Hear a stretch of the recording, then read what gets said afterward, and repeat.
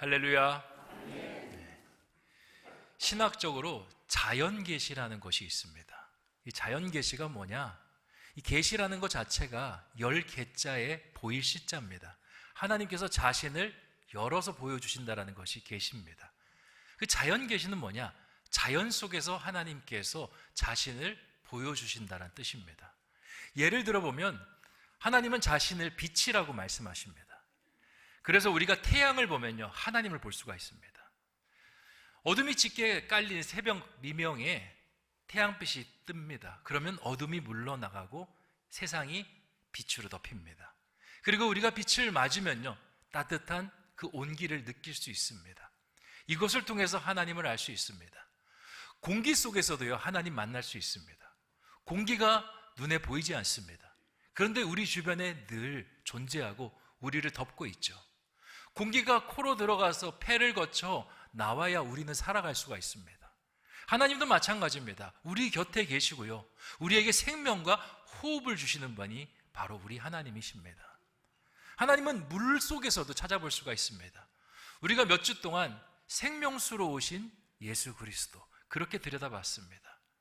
주님은 물과 같습니다. 데시에르토 플로리도, 칠레의 사막과 같은, 황폐한 사막과 같은 그 땅 속에 주님의 생명의 빛이, 그 물이 떨어지고 나니까 그 땅이 꽃동산으로 변합니다. 그 안에 생명이 움트고요, 샤론의 꽃 예수 그리스도가 피어나서 그 가운데 온통 주의 향기로 물들입니다. 그뿐만입니까? 모든 더럽고 악한 죄악의 그림자들을 주님께서 다 쓸어 가십니다. 이게 물 속에 담긴 하나님의 은혜입니다. 하나님의 그 자연 계시는요, 특징이 하나 더 있습니다. 자연 계시를 묵상하면 묵상할수록 그 안에 깊이 담긴 하나님의 진리들을 알 수 있습니다. 파면 팔수록요, 새로운 것이 무수하게 쏟아집니다. 물이라는 것을 봤을 때 그것이 생명을 적시고 생명에게 숨결을 불어넣는 일도 하지만요, 또 다른 각도로 보면요, 물은요, 성질을 바꾸는 역할도 합니다. 물에는요, 응집성이랑 결합성이라는 성질이 있습니다. 물은 어떤 물체랑 너무나 잘 붙는 성향을 가지고 있습니다. 이 면으로 또 예수님을 바라보게 되면요, 예수님의 새로운 부분이 열리게 됩니다. 오늘 마가복음 1장 29절에서 31절까지의 말씀, 물의 응집성, 생명수의 응집성으로 예수님을 같이 바라보고자 합니다. 물이 응집된다라는 거 어떻게 하면 쉽게 설명을 드릴 수 있을까? 우리가 메마른 토양을요, 손으로 쥐면 어떻게 됩니까? 그냥 가루 같습니다. 손에서 술술 흘러내립니다. 그래서 바람 불고 막 풍파가 치면요, 흙먼지가 확 하고 날립니다. 그래서 앞이 전혀 보이지 않죠. 그런데 거기다가 물을 뿌리면 어떻게 됩니까? 응겨붙습니다. 물과 흙이 응겨붙어서 진흙이 되고요, 아무리 바람이 불어도 땅에 먼지가 날리지 않습니다. 그리고 물은요, 소금이나 설탕 같은 것을 집어넣으면 그 안에서 녹게 됩니다. 분자와 분자가 결합을 하면서 소금 물이 되고요, 설탕 물로 변하게 됩니다. 주님께서 스스로를 생명수라 말씀하시는 것은 생명을 살리는 존재이기도 하지만 결합되는 특성을 이야기하는 겁니다. 주님이 우리에게 적셔지면요, 우리의 성질이 변합니다. 어떤 성질? 죄악의 성질에서 생명의 성질로 바뀝니다. 하나님스러워지는 변화가 일어납니다. 그래서 우리가 주님을 만난 다음에 우리를 그냥 인간이라 부르지 않습니다. 그리스도인, 그리스도로 성질이 바뀐 사람을 이야기하는 겁니다. 그리스도로 성질이 바뀌면 어떠한 변화가 일어나냐? 그리스도의 능력이 나타납니다. 세상에 여러 풍파가 불어날 때 사람들은요, 그 먼지 속에서 어찌 해야 될지 알 바를 알지 못합니다. 경제에 바람이 불고, 그리고 건강의 문제, 여러 가지 환난의 문제들이 소용돌이칠 때 사람들은 거기에 갇혀서 아무것도 하지 못합니다. 그런데 주님의 그 생명수가 우리 가운데 적셔지면 어떻습니까? 흔들리지 않습니다. 먼지를 일으키지 않습니다. 어려움 속에서도 투명하게 볼 수 있습니다. 누구를요? 하나님을요. 그리고 우리가 주님과 계속 같은 성질로 있잖아요. 우리가 점점 주님 속에 녹아지기 시작합니다. 마치 소금이 녹듯이 주님 속에 녹아집니다. 여러분, 소금 결정 보신 적 있으십니까? 소금 결정은요, 얼마나 삐쭉삐쭉한지 모릅니다. 날카롭기가 그지없습니다. 꼭 우리의 모습 같습니다. 우리가 주님 알기 전에 너무 날카로운 존재입니다. 주변에 다 가시돈친 것처럼 부딪히고 깨지고, 그리고 주변을 병들게 하고. 그런데 그런 우리가 주님이라는 생수의 강에 들어오는 순간 어떻게 됩니까? 다 녹아서 사라집니다. 나는 없고 투명한 물, 생수이신 예수 그리스도만 있습니다. 이게 갈라디아서 2장 20절에 그대로 기록이 되어 있습니다. 내가 그리스도와 함께 십자가에 못 박혔나니 그런즉 이제는 내가 사는 것이 아니요 누가 삽니까? 내 안에 계신 그리스도께서 사시는 것이라. 그리고 이 주님의 생수의 강은요, 주님과 우리 사이를 결합시키는 것뿐만 아니라 우리와 우리 사이를 결합시킵니다. 이 소금을 보면요, 세모난 소금, 네모난 소금, 모양이 다 가지각색입니다. 그래서 서로 간에 부딪혀 있으면요, 서로를 핥히고요, 서로 간에 삐걱삐걱 마찰음을 낼 수밖에 없습니다. 그런데 이 모든 소금이 물속에 들어오면 어떻게 됩니까? 다 녹습니다. 세모난 소금이든 네모난 소금이든 다 녹아서 하나의 소금물을 이룹니다. 바로 예수 그리스도 안에 있으면요, 한 형제가 될 수 있고 한 자매가 될 수 있음을 이 원리를 속에서 보여주고 있는 겁니다. 물의 결합성, 응집성은요, 한 가지 더 특성을 가지고 있습니다. 오늘은 이 부분을 좀 집중적으로 보고자 합니다. 불을 꺼트리는 속성을 갖습니다. 우리가 불이 날 때 바가지에 담아서 뿌리는 게 있습니다. 뭔지 아십니까? 휘발유를 뿌리나요? 아니죠. 우리가 물을 뿌립니다. 물이 꺼지는 원리가 결합성, 응집성에 있습니다. 불이 일어날 때 가연물이 있고요, 그리고 불이 있고 그 가연물을 태우는 산소가 있어야 요 세 개가 결합이 돼야 불이 일어납니다. 근데 거기다가 물을 뿌리면요, 가연물과 물이 결합이 되면서 수막이 생깁니다. 그러면 산소를 차단하는 거예요. 그러면서 불이 꺼지는 원리입니다. 그래서 불을 끌 때 주의해야 될 사항이 있습니다. 물과 결합하지 않는 것을 끌 때에는 물을 사용하면 안 됩니다. 예를 들면 기름이 타고 있을 때 물을 부으면 어떻게 됩니까? 더 활활 탑니다. 물에 둥둥 떠내려가서 기름이요, 주변을 다 번집니다. 예수님께서 새롭게 세상을 만드셨습니다. 너무 아름답고 세상이 막 싹을 틔우려고 막 생명력을 막 일으킵니다. 그런데 거기에 불이 납니다. 그게 오늘 말씀 이야기입니다. 불을 누가 냈느냐? 예수님의 대적이 냅니다. 사탄마귀. 예수님의 대적은 항상 그렇습니다. 예수님이 뭔가를 일을 하시면요, 항상 방해옵니다. 예수님 때만 그런 것이 아니라 예전부터 항상 그렇게 해왔습니다. 예수님이 물로 사역을 하시겠다라고 나는 반대의 성질로 사역할 거야. 그게 뭐냐? 불인 겁니다. 불은요, 땅을 메마르게 합니다. 우리가 땅이 메마르는 게 물이 없어서 메마를 수도 있는데요, 그걸 가속화시키는 게 있습니다. 그게 뭐냐? 불입니다. 얼마 전에 우리 대한민국에서 남부지방에 엄청난 불이 있었죠. 그 화마가 쓸고 나간 자리 보셨습니까? 전부 잿더미가 됐습니다. 그 나무를 키우는 데는 수십 년이 걸렸습니다. 그런데 그 나무를 황폐하게 만드는 그 시간은요, 불 한 번이면 됩니다. 사단은 그걸 노리는 겁니다. 예수님께서 만들어 놓은 세상, 예수님을 멀기에서는 말릴 수가 없습니다. 그러니까 불을 일으키는 겁니다. 불로 인해서 황폐하게 만들려고. 오늘 말씀에서 그 불을 받은 사람이 나옵니다. 누구냐? 베드로의 장모입니다.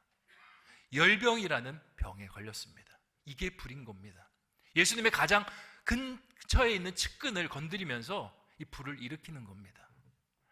여러분, 열병이 어떤 병입니까? 그냥 일반적으로 몸에 열이 나는 병으로 그렇게 생각하시죠. 그리고 열이 나는 이유를 이렇게 생각합니다. 몸에 뭔가 병균이 들어왔겠지, 바이러스가 들어와서 이 몸 안에서 자가 면역 반응이 일어나는 거겠지. 그래서 열이 나고 열만 잘 다스리면 병이 잘 나을 거야, 이런 생각을 합니다. 너무 똑똑하게 잘 생각하시는 겁니다. 그런데요, 이걸 유념해 봐야 됩니다. 이 말씀이 기록된 때가 언제냐? 이 말씀이 기록된 때는요, 2000년 전입니다. 2000년 전에는 이런 의학적인 상식을 갖고 있지 못했습니다. 그러면 여기서부터 출발해야 됩니다. 이 사람들이 열병에 대해서 어떤 이해를 가지고 있었는지. 당시 사람들은요, 열병을 불의 병이라고 봤습니다. 왜 불의 병이냐? 신이 인간에게 불을 던져서 생기는 병이 열병이라고 생각했습니다. 신이 뭔가 인간에게 큰 잘못을, 인간이 신에게 뭔가 큰 잘못을 했을 때 신이 벌을 내리는데 그 불이 몸에 떨어져서 뼈에 달라붙습니다. 그리고는 몸 안에서 끊임없이 열을 발생시키는 것이 열병으로, 그렇게 고대 히브리인들은 생각했습니다. 그래서 탈무드를 보면요, 이 열병을 치료하는 법이 나옵니다. 어떻게 치료하느냐? 주술적인데요. 가시나무가지를 꺾어서 철칼로, 꼭 철칼을 써야 됩니다. 가시나무에 있는 가시를 다 제거한 다음에 땅에다가 빙글빙글 그림을 그리면서 회개 기도를 합니다. 하나님 용서하여 주시옵소서. 하나님 제가 죄를 지었으니 용서하여 주시옵소서. 그래야 신의 노여움이 떠난다라고 생각했습니다. 베드로의 장모가 열이 났을 때에도 제자들요 똑같이 생각했습니다. 베드로에게 뭔가 신의 노여움이 임했다. 베드로에게 뭔가 신의 저주가 임했다. 근데 이게 너무 이해가 되지 않습니다. 왜? 베드로는요 지금 신과 있습니다. 여기 신이 누굽니까? 예수 그리스도, 하나님의 제2위인 성자 예수님과 계신 겁니다. 신과 함께 있고요, 신을 섬기고 있습니다. 신을 위해서 모든 것을 다 포기했고요, 신을 따라다닙니다. 그리고 이분이 신이심을 받습니다. 하나님의 아들로서 귀신을 쫓아내시고요, 말씀을 통해서 사람들을 변화시키는 것을 눈으로 똑똑히 봤습니다. 내가 신과 함께 있는데 신의 질병이 임한다. 베드로의 마음이 쪼그라들 수 있는 상황이었습니다. 그리고 똑같이 베드로를 따라서 예수님을 섬기는 제자들요 마음이 녹아내립니다. 아니, 이 병이 왜 임하는 거지? 이 병은 신과 관련된 병인데 내가 주님을 섬기고 있는데 왜 이 병이 임하는 걸까? 그러면서 시험에 들기 시작합니다. 이 말씀에는요 크게 두 가지 교훈이 있습니다. 첫 번째, 우리가 은혜 충만하잖아요. 그리고 삶 속에서 뭔가 하나님의 주시는 축복들이 충만하잖아요. 기억해야 됩니다. 항상 그때는요 우리가 조심해야 될 때라는 거. 왜냐? 사단이 이걸 싫어합니다. 사단이 어떻게 해서든 우리의 마음을 무너뜨리기 위해서 우리 가운데 찾아옵니다. 우리가 하나님 앞에 기도드릴 때를 보면요 늘 문제가 있을 때만 기도드립니다. 승승장구할 때는 기도드리지 않습니다. 근데 그거 틀린 겁니다. 오히려 승승장구할 때 기도해야 됩니다. 왜냐? 하나님께서 그것을 기뻐하시면 사단이 그걸 싫어하기 때문에 그렇습니다. 우리가 하나님의 축복을 받아 사업장이 잘 될 때 더 기도해야 됩니다. 왜냐? 사단이요 그걸 쓰러뜨리려고 합니다. 우리가 교회 안에서 은혜 충만받고 교회 생활이 즐거워질 때 그때 기도해야 됩니다. 조심해야 됩니다. 왜? 사단이 우리의 마음을 넘어뜨리려고 하기 때문에. 그래서 이런 어려움이 찾아올 때는요 마음이 녹아내리고 시험 들게 아니라 기도해야 됩니다. 근데 이걸 알면서도요 우리가 이게 잘 안 됩니다. 예수님 당시의 제자들도 마찬가지였습니다. 예수님을 열심히 따르는데 왜 이런 어려움이 찾아오지? 내가 주님께 기도도 이렇게 열심히 드리고 내가 봉사도 이렇게 열심히 하고 내가 주님을 위해서 집과 전투와 모든 것을 다 버리고 따랐는데 나에게 왜 이런 어려움이 오지? 그러면서 주님에 대해서 원망을 하고 주님과의 간극을 멀리하기 시작합니다. 근데 이게요 사단이 참 좋아하는 겁니다. 여러분, 불이 올 때 우리는 어디로 도망가야 됩니까? 물로 도망가야 됩니다. 근데 불이 올 때 불이 두려워서 물을 떠나면요 누가 이것을 좋아하는 거겠습니까? 불이 좋아하는 겁니다. 사단이 좋아하는 겁니다. 사단이 우리의 삶 속에 불을 집어넣는 이유가 이겁니다. 물이 있으면 내가 너를 공격을 못하는데 내가 불을 일으켜서 너를 두렵게 해서 주님 곁을 떠나게 만드는 겁니다. 주님과 우리 사이를 이격시키는 겁니다. 하나님 나라는요 항상 은혜가 있을 때마다 어려움이 있었습니다. 에덴 동산 잘 지어진 다음에 에덴 동산에 불이 납니다. 뱀이 들어와서 그 안에서 불을 일으킵니다. 에덴 동산이 홀라당 탑니다. 가나안에 들어왔습니다. 젖과 꿀이 흐르는 땅, 하나님 나라 시작하려고 하는데 바알과 아세라의 불이 들어와서 그 땅을 사릅니다. 예수님께서 이 땅에 오셨을 때에도 헤롯이 불을 일으키고요, 그리고 초대교회가 막 부흥하려고 할 때 이단이 들어오고 박해가 들어오면서 불을 일으킵니다. 그러니까 하나님 나라는 항상 불과 같이 가는 나라인데 하나님께서 말씀하신 것이 있습니다. 내가 생명수니라. 나와 함께 있으면 너희가 불에 타지 않을 것이다. 이사야 43장 2절에서 이렇게 이야기합니다. 너희가 물 가운데 지난다 할지라도 물이 너를 침몰치 못할 것이며 불 가운데 지난다 할지라도 불이 너를 사르지 못하리라. 우리는 주님의 이것을 보면서 나아가야 하는 것입니다. 오늘 말씀을 보면요, 흥미로운 장면이 있습니다. 장모가 아픈데요, 제자들도 막 요동치고 있는데 베드로가요 전혀 요동하고 있지 않습니다. 29절 말씀 같이 한번 읽어보겠습니다. 시작. 회당에서 나와 곧 야고보와 요한과 함께 시몬과 안드레의 집에 들어가시니. 아멘. 자, 이 말씀을 보면 주님께서 회당에서의 사역을 끝내시고요, 그리고 시몬 베드로의 집으로 가십니다. 근데 이 사이에 베드로가 예수님에게, 주님, 저희 집에 큰일 났습니다. 저희 장모님이 아픕니다. 그냥 아픈 게 아니라 신이 내린다는 열병에 걸렸습니다. 도대체 이게 무슨 의미인가요? 이런 방구하지 않습니다. 그런데 신기한 점은요, 베드로가 아무 말을 안 하는데 예수님께서 그냥 알아서 베드로의 집으로 가십니다. 뒤에 있는 말씀을 읽어보셔도요, 베드로 이 부분에 대해서 어떤 말도 하지 않습니다. 이것이 우리에게 이야기하는 교훈이 무엇이냐? 주님은요, 우리가 문제가 터지면 말하지 않아도 아신다라는 겁니다. 그 이세돌과 알파고가 대국을 벌였지 않습니까? 그때 알파고가 이겼죠. 알파고가 어떻게 이겼냐?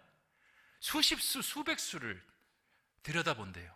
그러니까 인간이 이길 수가 있겠습니까? 인간이 만든 그 기계도 수십 수, 수백 수를 들여다보는데 우리 하나님이 수천 수, 수만 수를 들여다보지 않겠습니까? 하나님을 따르는 사람에게 하나님의 대적 사탄마귀가 어렵게 할 거라는 거 하나님 모르실까요? 아십니다. 그런데 하나님께서 보시는 겁니다. 네가 믿음으로 나를 쫓아오느냐, 쫓아오지 않느냐. 그리고 주님을 믿고 굳건히 따랐던 베드로에게 주님께서 말하지 않아도요, 들어가시는 겁니다. 내가 내 장모를 고쳐주겠노라고. 우리의 인생도 마찬가지입니다. 우리의 삶 속에 주님을 따르다가 어려움 찾아올 수 있습니다. 봉사하다가 갈등 찾아올 수 있습니다. 주님, 나에게 왜 이 어려움을 주셨나요? 그러면서 주님을 원망하면서 떠나잖아요. 그러면요, 사단이 기뻐하는 일이 주님 기뻐하는 일이 아닙니다. 우리는 묵묵히 기다리는 겁니다. 주님 아시겠지, 주님에게 뜻이 있으시겠지. 그러면 주님께서 가십니다. 우리의 문제 속에 가시고요, 우리의 아픔 속에 가시고요, 우리의 눈물 속에 갇혀서 우리를 건져주십니다. 그러니까 우리의 삶 속에 사단이 주는 화재가 날 때 우리는요, 더 깊이 물속으로 들어가는 겁니다. 주님 곁으로 들어갑니다. 나를 건져주시옵소서. 주님이 반석이시고 산성이시고 피난처이십니다. 그것이 우리에게 가르쳐주는 첫 번째 교훈입니다. 두 번째 교훈이 있습니다. 자, 이 말씀을 보면요, 큰 그림으로 보면 사단이 불을 일으켜서 발생한 문제인데요, 또 좁은 그림으로 보면요, 베드로의 가정이라는 좁은 곳에 문제가 터진 겁니다. 개인사입니다. 근데 궁금한 게 있습니다. 베드로의 가정에 문제가 터졌는데 베드로의 아내도 아니고 자식도 아니고 왜 장모에게 문제가 터졌을까? 이건요, 결론부터 말씀드리자면 베드로 때문에 일어난 문제입니다. 베드로가 한 집안의 가장입니다. 그런데 어느 날 이 가장이 미쳤습니다. 뭔가에 꽂혀서요, 집도 절도, 절은 아니죠, 집도 직업도 다 내어놓고요, 거기에만 쫓아다닙니다. 그게 뭡니까? 예수 그리스도. 이게 성경에 기록이 되어 있습니다. 마가복음 1장 16절에서 18절까지 기록이 되어 있는데 같이 한번 읽어보겠습니다. 시작.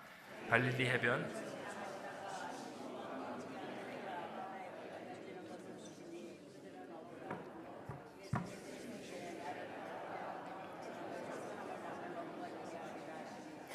곧 그물을 버려두고 따르니라. 아멘. 여기서 시몬이라는 건 베드로의 또 다른 이름을 이야기합니다. 이 베드로가 뭘 버려두고 따랐다고 합니까? 그물.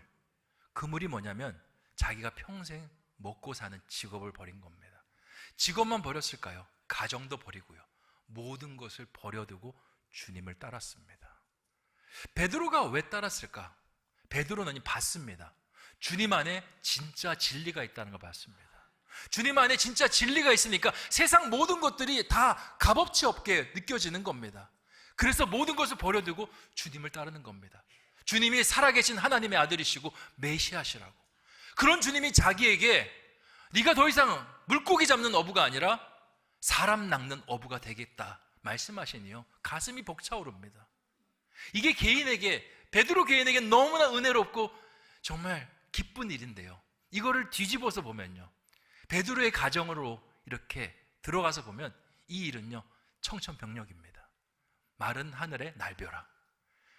가장이었던 사람이 갑자기 가정을 내팽겨칩니다. 오늘날 같이 이 여자가 어떤 직업을 구하고 일을 해서 아이를 키울 수 있는 환경이면 그나마 나은데요, 이때는 가부장적인 사회입니다. 남성 중심 사회입니다. 남성이 일하지 않으면요 집에 어떠한 재물도 공급이 될 수 없는 상황입니다. 아마 베드로의 아내가 베드로를 여러 번 찾아갔을 것입니다. 여보, 정신 차려. 여보, 애들 생각해야지. 지금 여기 쫓아다닐 때 아니야. 근데 베드로는요 꿈쩍도 하지 않았습니다. 베드로 아내의 마음이 아팠을 것입니다. 근데 베드로 아내보다 더 아픈 사람이 있습니다. 누구겠습니까? 베드로 아내의 엄마, 장모님입니다. 제가 이걸 경험한 적이 있습니다. 저희 집에 쌍둥이가 있는데요, 이 쌍둥이들이 조금 힘들게 태어났습니다. 그래서 이제 아이들을 가진 다음에 정기적으로 산부인과를 가는데 어느 날 검진을 하는데요, 의사 선생님이 아이들 심장 소리가 잘 안 들린다는 거예요. 얼마나 마음이 무너져 내립니까? 어렵게 가진 아이들인데. 아내가 엉엉 웁니다. 피골이 상접합니다. 근데 그 아내를 보면서 더 마음이 미어지는 사람이 있습니다. 저는 아닙니다. 누구였을까요? 네, 저희 장모님이었습니다. 아이들이 어떻게 될까 걱정하시고요, 또 아이들이 어떻게 됐을 때 딸이 얼마나 아플까 생각하시면서 눈물을 흘리시면서 그렇게 있으시다가 병이 나버렸습니다.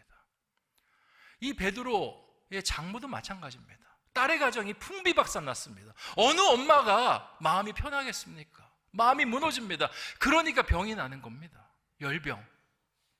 우리나라도 속에서 뭔가 분노가 끓어오르고요, 그것을 답답해서 견딜 수 없으면 부리치미로 오른다고 합니다. 그래서 병을 화병이라고 이야기하죠. 이 열병이요 화병입니다. 제가 열병을 화병으로 보고 말씀을 다시 분석해 보니까요, 이거 진짜 화병이 맞더라고요. 왜냐? 이 장모라고 쓴 이 헬라어 단어를 보면요, 한국어 성경의 번역과 다릅니다. 한국어 성경은 베드로의 장모 이렇게 번역하고 있죠. 근데 이게 헬라어 원문을 보면 펜테레라는 단어로 쓰여 있습니다. 이걸 직역하면요 어떻게 표현해야 되냐면 베드로의 아내의 엄마, 이렇게 표현되는 겁니다. 이게 영어 성경에서 갈립니다. 영어 성경 NIV를 보면요 베드로의 장모로 표현합니다. Simon's mother-in-law, 장모로 표현합니다. 근데 이걸요 킹 제임스 원어에 가까운 성경으로 보면요 Simon's wife, mother 이렇게 표현하고 있습니다. 이게 차이가 다릅니다. 어떤 분은 이렇게 이야기할 수 있습니다. 아유, 뭐 와이프의 엄마나 뭐 장모나 똑같은 거 아닙니까? 똑같은 건데 어떻게 표현하냐에 따라서 강조점이 달라집니다. 베드로의 장모라고 이야기하면 베드로의 방점이 있습니다. 근데 베드로의 아내의 엄마라고 이야기하면 어디에 강조점이 있습니까? 딸에게 강조점이 있습니다. 딸의 문제 때문에 지금 엄마의 마음이 어그러져서 열병에 걸린 겁니다. 또 하나의 증거가 있습니다. 오늘 말씀을 보면요 베드로의 아내가요 전혀 보이지 않습니다. 예수님께서 오셨는데 거기에도 나타나지 않고요 30절 31절 엄마가 낳은 다음에도요 보이지가 않습니다. 30절 31절 말씀 같이 한번 읽어보겠습니다. 시작. 시몬의 장모가 열병으로 누워 있는지라 사람들이 곧 그 여자에 대하여 예수께 여짜온데 나아가사 그 손을 잡아 일으키시니 열병이 떠나고 여자가 그들에게 수종드니라. 아멘. 엄마가 나왔습니다. 그리고 이제 예수님에게 수종드는데 누가 수종듭니까? 죽다 살아났던 엄마가 수종들고 있습니다. 도대체 이 베드로의 아내 어디 갔습니까? 아마 집을 나갔을 것입니다. 왜 집을 나가냐? 꼴보기 싫잖아요. 베드로도 꼴보기 싫고 베드로 꼬셔서 데려간 예수님도 꼴보기 싫고 이게 충분히 가능한 추론이라는 건 보통 이 당시 문화에서는요, 외부에서 손님이 오면 여자들이 그 수종을 들었습니다. 그런데 아픈 엄마가 수종 들 수밖에 없는 상황, 이 집안에 지금 아내가 없다라는 겁니다. 왜냐? 너무 싫어서. 우리가 신앙생활 하다 보면요, 믿음 때문에 누군가와 갈등이 생기는 경우가 있습니다. 믿음 때문에 남편과 아내가 갈등이 있고요, 부모와 자식이 갈등이 생길 수가 있습니다. 뿐만 아니라 교회 안에서 형제끼리, 믿음의 형제끼리, 믿음의 자매끼리 갈등이 생길 수 있습니다. 그러다 보면 이 문제를 어떻게 해결해야 될까 마음이 어렵습니다. 예수님 믿는 것 때문에 남편이 나를 싫어합니다. 예수님 믿는 것 때문에 아내가 나를 싫어합니다. 어찌해야 될지, 남편과 관계를 끊어야 될지, 아니면 예수를 끊어야 될지. 교회 안에서 사역을 하는데 자꾸 부딪힘이 있습니다. 이 사람만 부딪히지 않으면 내가 이 사역을 잘 감당할 수 있는데 이 사람과 관계를 끊어야 될지 고민이 됩니다. 이때 어떻게 해야 될까요? 이때 주님께서 방법을 가르쳐 주십니다. 주님께 맡기라고. 주님께 맡기면서 기도하는 겁니다. 주님, 저 심령 속에 예수 그리스도가 흘러가게 하여 주시옵소서. 그렇게 그 마음속에 예수 그리스도가 흘러가잖아요. 그러면 그 마음속에 있는 예수 그리스도와 내 안에 있는 예수 그리스도가 결합을 일으킵니다. 그러면서 내가 할 수 없었던 부침을요, 붙여내는 놀라운 역사가 일어납니다. 저는 너무나 많이 봤습니다. 예수님 믿는 것 때문에 가족들에게 핍박받습니다. 우리 집안에 예수쟁이 들어왔다라고, 예수 때문에 저주 들어온다고. 아니요, 예수 때문에 저주 들어오는 것이 아니라 예수 때문에 복이 들어옵니다. 그 가정 때문에 변화되고요, 그 가정 때문에 하나님을 아는 놀라운 역사가 일어납니다. 오늘 말씀도 마찬가지입니다. 베드로 때문에 누가 수종을 듭니까?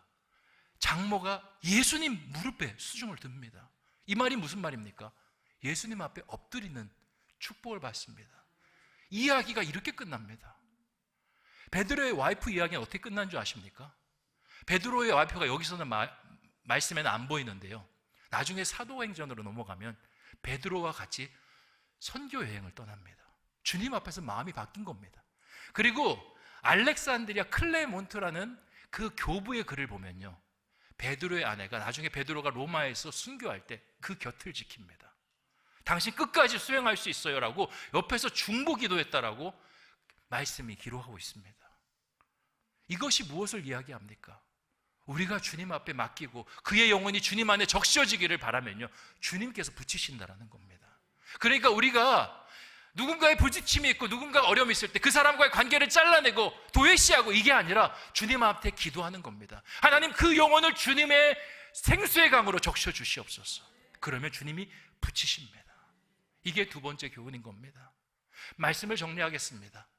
오늘 주님은요, 생명수의 강의 결합성, 응집성의 모습을 보여주십니다. 주님은요, 불을 끄시는 분이십니다. 사단은 우리의 인생 속에서 하나님과 관계가 돈독해질 때마다 불을 일으킵니다. 마르게 하는 겁니다. 바짝 말라서 주님이 더 이상 보이지 않을 수 있도록. 이때 우리가 필요한 건 주님 안으로 더 깊이 들어가는 겁니다. 주님을 원망하면서 물러서는 게 아니라 주님 안으로 더 깊이 들어가는 겁니다. 주님의 수막이 우리의 보호막이 될 것입니다. 또 하나, 관계 문제, 갈등의 문제가 있을 때 끊어버리지 마십시오. 주님이 우리를 그렇게 끊으셨으면요, 우리 하나님 자녀 되지 못합니다. 주님의 생수의 강이 그 영혼을 적실 수 있도록 더 기도해 주십시오. 그러면 주님이 붙이십니다.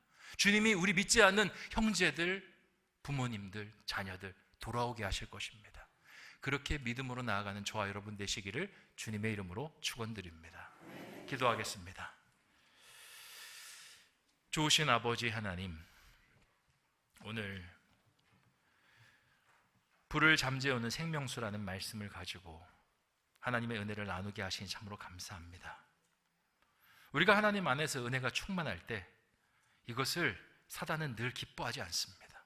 어떻게 해서든 무너뜨리려고 성경의 역사 속에서 수만 번 불을 내었습니다.